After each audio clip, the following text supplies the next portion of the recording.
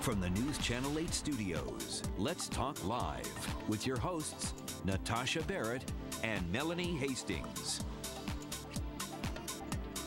Handling the stress of divorce during the holidays, that can be a really tough situation for anybody, especially when the kids, you know, they have to decide where are we going this year, whose house for dinner, who sees who, what day, that kind of thing. Alan Plevy of the Smolin Plevy law firms, let's say that a couple times, right, is here to discuss how to deal with those issues without making the holidays even more stressful. You deal with this a lot. We've talked about this before with you. It can get sticky. Oh, it gets very sticky. This is especially a time when we get a lot of phone calls. There's still open hostility between parents. There's lack of communication about plans of who's picking up who and when's what's. You were just talking about Tom Cruise. He's making plans with his family. Well, that's what we're trying to get our clients to do, is make plans, know what's going on, confirm with the other parent who's going where. You think it would be easy, but there's plenty of blended families out there right now. I mean, the numbers are more than they've ever been with families that fit this situation.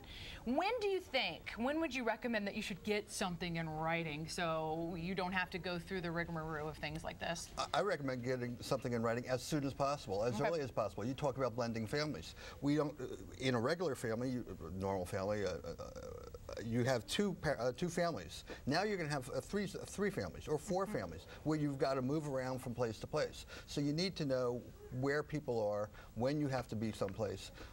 One thing I recommend to my clients, if somebody's 5 or 10 minutes late, don't get upset about it. It's going to be okay. Relax, you know, take everybody a breath. wants everything perfect, and you know, perfect is good, but it's not going to be perfect. Well, Alan, how much of these kinds of issues get hammered out in the initial divorce settlement?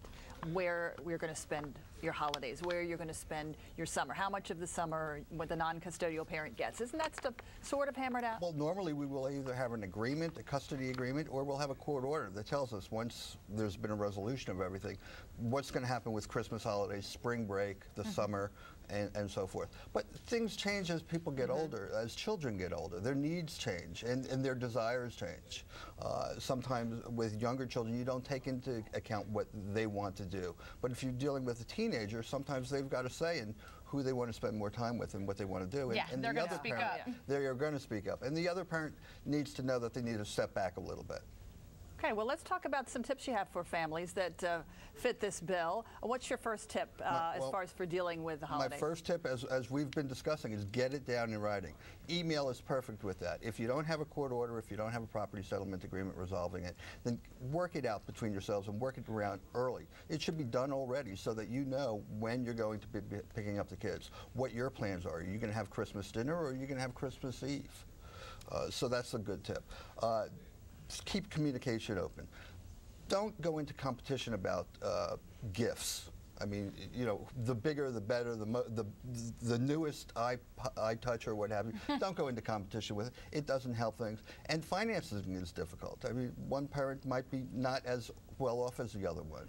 So you can don't do that. So those are the things that you want to do. Well, it sounds easier when you're saying it, but you know, a lot of times these situations, people are not talking to each other. I mean, there's not that civil tone going on yet.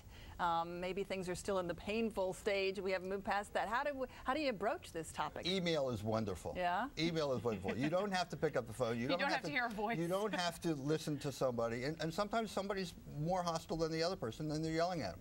Just use email. Communicate through email. Even judges will recommend parties communicate through email. The worst thing is putting the kid in the middle. You hear that, but so many times it happens. I mean, it happens with couples that live under the same roof. Mom said this, Dad said this, and that's so easy to happen. You really want to keep, I mentioned open hostility. You want to keep the children out of it. You want to make sure that your extended family, when you're with them, doesn't mention what's going on or what he or she did, because children hear things, and that's not good. It's not good to hear grandpa say that they hate mom or they hate dad. That's still their mother. Yeah, very good point. Let's talk about creating new traditions. You know, if people are going through a newly divorced family and this is the first holiday where they have to, you know, we used to do this when we were all together. We used to do that. This is time to start anew. But now we're going to have a Christmas Eve brunch, or we're going to have a Christmas Eve at a special restaurant that everybody likes. Or we're going to do something on Christmas Day, or if you're splitting Christmas Day and you have the kids later on in the afternoon, you have a later Christmas Eve, a Christmas Day dinner. or something like that.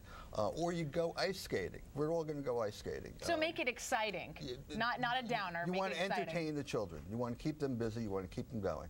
Absolutely. I think children really are, they can really feel the tension in a household, even if things are not spoken. And I think sometimes parents, maybe they just need to be a good listener, you know, sit there and say, hey, what's on your mind? How are you feeling?